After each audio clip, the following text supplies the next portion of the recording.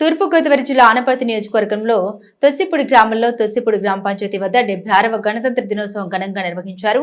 ఈ కార్యక్రమానికి గ్రామ సర్పంచ్ కొవ్వూరు సీతారత్నం వెంకటరెడ్డి అధ్యక్షత వహించారు. భారతమాత అంబేద్కర్ చిత్రపటాలకు పూలమాల వేసి అంజలి ఘటించారు. అలాగే గ్రామ కార్యదర్శి ఎం వీరబాబు జాతీయ పతాకాన్ని ఆవిష్కరించారు. ఈ సందర్భంగా విచ్చేసిన నాయకులు 76వ గణతంత్ర దినోత్సవ సందేశాన్ని చదివి వినిపించారు.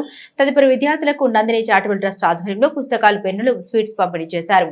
ఈ కార్యక్రమంలో గ్రామ sarpanch Kovvuru Seetharatnam, Venkatareddy, school head master Karra Srinivasarao, Kovvur Govinda Reddy, Tetala Venkatareddy తదితరులు పాల్గొన్నారు. 76వ గణతంత్ర దినోత్సవం జరుపుకున్నాం.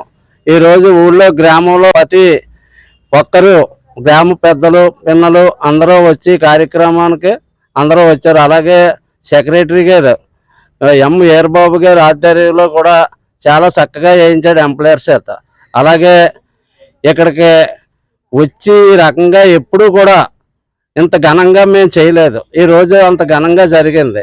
అంచేత ఎవరో వచ్చినా ఇలాగే ప్రతి సంవత్సరం జరగాలని కోరుకుంటున్నాం.